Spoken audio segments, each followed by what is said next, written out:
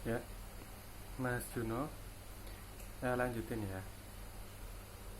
Sebelumnya ini kalau Mas Juno lihat barang-barang, ada barang-barang di dekat ayah di video ini, misalnya kayak botol ini gitu ya.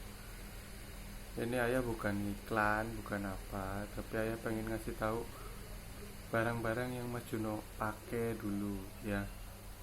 Ini usia 4 tahun nih Mas Juno nih. Kalau minum pakainya botol ini nih.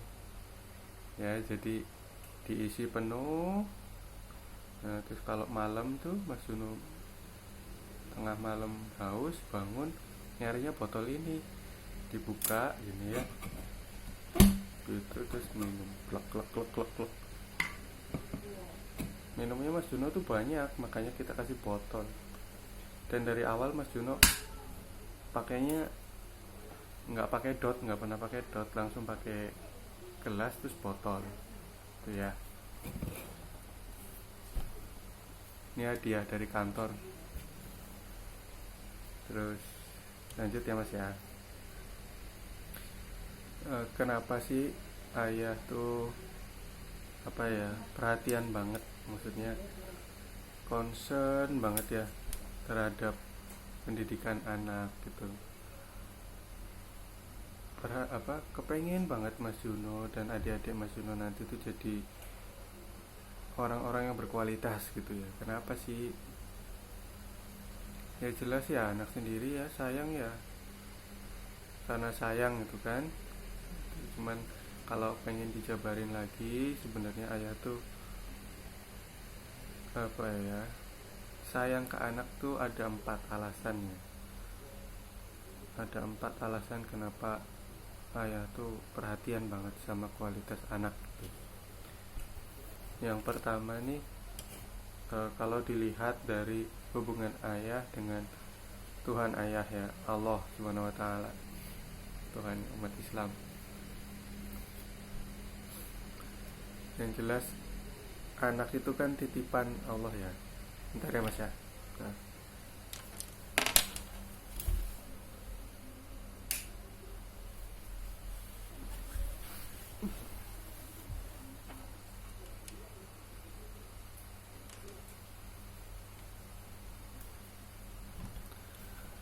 Ya, anak itu kan titipan Allah ya, titipan Allah. Nah, buat ayah yang merasa dititipi oleh Allah gitu, ya walaupun ayah bikin anak itu sengaja gitu, dengan dengan dengan sengaja kepengen bikin anak, tapi kalau Allah nggak menghendaki, ya mana mungkin jadi Mas Juno dan adik-adik Mas Juno ya kan. Itu jadi menurut saya anak-anak itu titipan Allah. Dan kalau di Al-Quran itu juga disebutkan kalau yang namanya harta, anak dan sebagainya itu sebetulnya ujian itu bisa dalam bentuk kebahagiaan maupun dalam bentuk kesusahan gitu ya.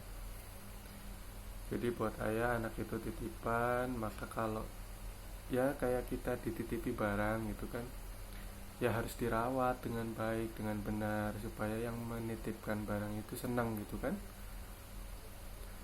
Ya kalau nggak bisa merawatnya ya udah balikin gitu kan, jangan dirusak gitu. Kayak misalnya ada temen Mas Juno minjemin motor gitu, ya harus dirawat toh, dikasih bensin. Kalau dipinjemin lama ya harus diservis gitu kan. Kalau misalnya nggak bisa merawat, ya lebih baik dibalikin. Kalau nggak nanti yang punya marah, ya nggak? Gitu. Atau yang kedua, kalau mungkin yang punya nggak marah, jangan-jangan memang sengaja kalau barang yang dititipin itu barang rusak gitu. Biarin aja, biarin dirusakin, nanti mencelakai yang dititipi, ya enggak. Misalnya Mas Juno punya motor jelek nih, itu nggak mau merawat gitu kan, udahlah dititip dititipin ke teman Mas Juno aja gitu, yang Mas Juno nggak suka. Tujuannya emang jelek gitu, biar temennya Mas Juno repot, ya nggak, repot terus jangan-jangan malah bisa celaka gitu loh. Pakai motornya jelek, udah jelek nggak dirawat lagi sama yang dititipin, ya kan. Nah, sama yang punya motor dibiarin karena ya pengen mencelakai gitu loh, pengen mencelakai yang dititipin, akhirnya kecelakaan gitu. Nah, ayah nggak mau bahwa anak-anak ayah ini adalah sesuatu yang diciptakan Allah untuk jadi celakanya ayah, itu ayah nggak mau gitu. Jadi ayah maunya anak-anaknya dirawat dengan baik dan benar supaya yang punya senang, Allah senang gitu, punya hamba ciptaannya dititipkan ke orang yang bisa merawatnya gitu. Ya semoga cara ayah merawat Mas Juno dan adik-adik benar ya. Kalau misalnya dirasa kurang baik, kurang benar, ya ayah sama ibu minta maaf ya. Semoga adik-adiknya Mas Juno dan Mas Juno sendiri bisa mendidik anak-anak generasi berikutnya dengan lebih baik gitu ya. Ayah doain selalu. Terus yang kedua, kalau ayah lihat hubungan ayah dengan masyarakat ya, anak-anak ayah itu nantinya pasti akan jadi anggota masyarakat gitu, yang akan mewarnai seperti apa masyarakat di masa depan. Ya ini agak-agak lebay sih, tapi ya gimana ya,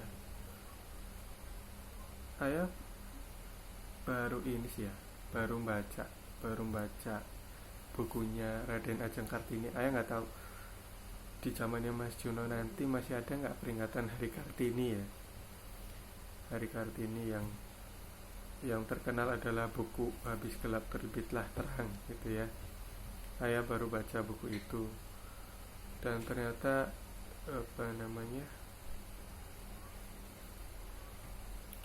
kalau di zamannya ayah, R.A. Kartini itu dianggap sebagai pahlawan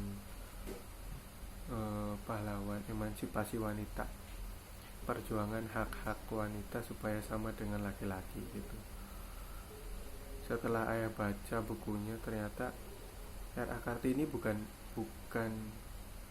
itu sebetulnya perjuangannya. Perjuangan R.A. Kartini bukan untuk melawan diskriminasi gender, bukan. Tapi R.A. Kartini itu tujuannya pengen bikin sekolah untuk para ibu-ibu, para wanita, supaya bisa jadi ibu yang berkualitas, yang nantinya bisa mendidik anak-anaknya jadi anak-anak yang berkualitas.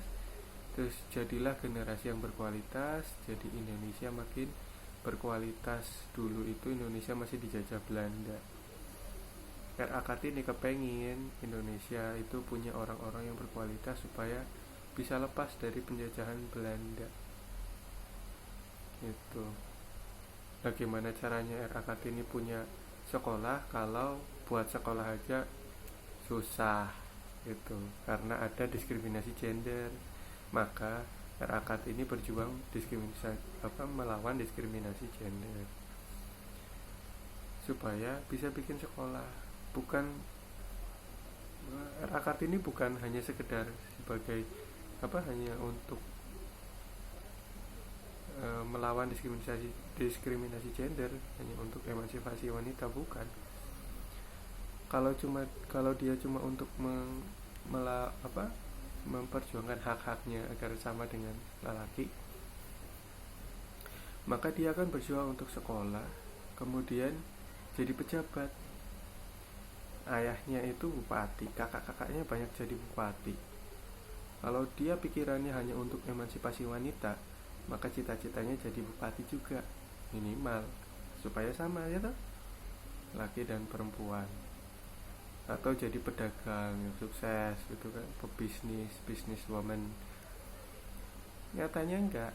Kartini itu tujuannya cuma pengen bikin sekolah yang bisa ngajarin ibu-ibu, wanita-wanita lah ya, anak-anak wanita, anak-anak yang cewek itu, supaya jadi ibu-ibu yang berkualitas.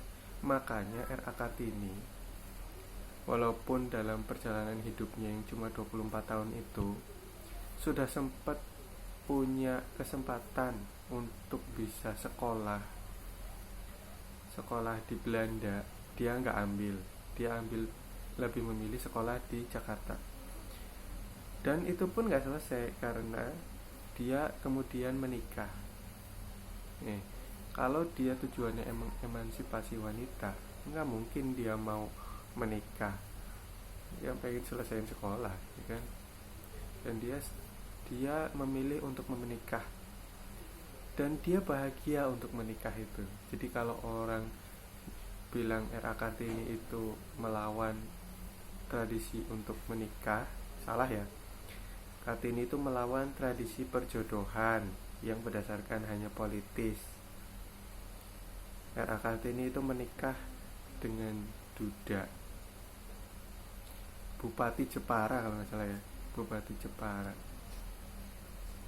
itu karena keinginan dirinya sendiri, karena dia merasa satu visi gitu. Visinya apa? Meningkatkan derajat orang pribumi. Jadi suaminya itu nggak suka dengan penghambaan yang berlebihan kepada kaum bangsawan. Itu sama dengan cita-citanya Kartini. Itu. Kemudian perhatian terhadap pendidikan masyarakat. Itu sama dengan visinya Kartini. Makanya Kartini mau menikah dengan tadi itu, Bupati Jepara. Dan sebelum meninggal, Kartini itu sudah berhasil membuat sekolah yang ada dua. Yang pertama dikelola oleh adik-adiknya gitu ya, dikelola oleh adik-adiknya. Kemudian yang satu lagi dikelola oleh dirinya sendiri dengan murid sekitar 20-an. Itu sebelum meninggal. Jadi cita-cita Kartini itu sudah tercapai sebetulnya untuk bikin sekolahnya. Tapi untuk mendidik generasi yang cemerlang ya, generasi emas Indonesia, itu belum pernah tercapai sampai dengan ayah ngomong saat ini. Jadi cita-cita menjadikan Indonesia itu generasi bangsa yang berdaulat, yang emas lah ya, yang adidaya, itu dari zaman Kartini tahun 1900-an 1903 apa ya meninggalnya itu Kartini. Kemudian dilanjutkan sama perjuangan kemerdekaan Indonesia sampai di tahun 2000-an itu ada namanya organisasi ISQ ya, Emotional Spiritual Quotient, yang didirikan oleh Bapak Ari Ginanjar Agustian. Dia juga punya visi Indonesia Emas 2020 yang kemudian diperpanjang sampai 2030 karena melihat 2020 ternyata kayaknya belum tercapai. Sekarang 2020 ayah ngomong juga bisa bilang Indonesia ini belum punya generasi emas, karena Indonesia masih di bawah penjajahan lah ya, belum bisa berdaulat terhadap dirinya sendiri. Ayah nggak tahu di masanya Mas Juno seperti apa. Dan generasi emas itu tidak mungkin terjadi kalau para orang tua nggak perhatian kepada kualitas anak-anaknya. Memangnya Indonesia itu sopo? Ya kan rakyat Indonesia toh, rakyat Indonesia itu sopo? Ya kita. Nah generasi penerus Indonesia itu sopo? Ya anak-anak ya kan, anak-anak kita. Makanya ayo kita berjuang bareng-bareng ya Mas ya. Ayah berjuang untuk menjadikan Mas Juno generasi emas. Nanti Mas Juno juga berjuang untuk mendidik anak Mas Juno dan ponakan-ponakan ya, itu jadi generasi emas berikutnya gitu.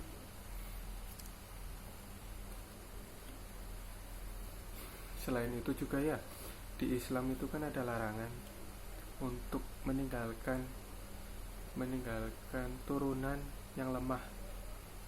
Jadi Islam itu melarang meninggalkan turunan yang lemah. Lemah itu bisa dalam arti lemah fisik, sakit-sakitan ya, lemah akal, bodoh, nggak mau belajar, atau lemah iman, nggak percaya Tuhan ya, nggak percaya Allah, atau lemah ekonominya, miskin. Islam melarang itu gitu. Jadi ayah berusaha semaksimal mungkin. Kalau kemudian Mas Juno melihat itu berbeda pada saat Mas Juno melihat video ini, ternyata keadaan Mas Juno tidak sesuai harapan, ya ayah minta maaf. Ya ini yang ayah usahakan terus gitu ya. Terus kenapa ayah peduli terhadap kualitas anak-anak? Itu adalah untuk kepentingan ayah sendiri juga. Kalau dalam Islam, semua amal manusia itu akan terputus kalau sudah meninggal, kecuali 3 hal. Yang pertama amal jariah, yang kedua ilmu yang bermanfaat, yang ketiga doa anak soleh. Dan ayah berharap anak-anak ayah adalah anak yang soleh. Jadi kalau mereka berdoa, itu bisa jadi pahala buat ayah dan ibu, dan bahkan untuk kakek, nenek, aki, nini, dan ke atasnya lagi. Jadi besar harapan ayah ibu kepada anak-anak untuk jadi anak yang soleh ya, supaya ketika ayah dan ibu udah gak lagi di dunia, ayah ibu masih bisa merasakan nikmatnya pahala dari kalian gitu. Dan termasuk video ini, kalau ada manfaatnya jangan dihapus, silakan Mas Juno gunakan untuk berikutnya, masih kasih tahu ke siapa aja, silahkan. Kalau itu bermanfaat, semoga ini bisa jadi amal jariahnya ayah dan ibu ya. Itu kemudian yang terakhir adalah kenapa ayah konsen terhadap pendidikan anak, karena untuk anak itu sendiri, untuk Mas Juno dan adik-adik Mas Juno sendiri. Semoga dengan pendidikan yang ayah lakukan, ayah kasih ke Mas Juno dan adik-adik, itu bisa menuntun kalian ke surganya Allah. Amin. Semoga kita bisa bertemu seluruh keluarga besar ya, nggak cuma keluarga inti kita gitu, bertemu di surga nanti tanpa harus mampir ke neraka ya Allah. Ya Mas ya.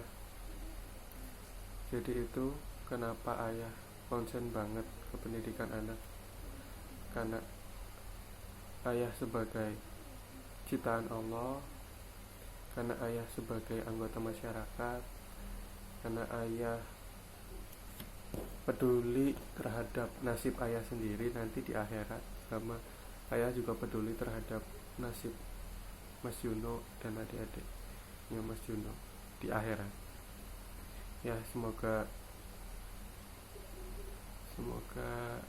ada pelajaran yang bisa Mas Juno ambil.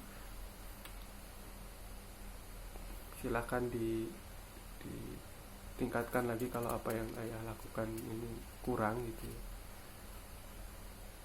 ya. Ayah yakin ayah masih banyak kurangnya. Ayah minta maaf, sama ibu juga minta maaf. Yang jelas sarangnya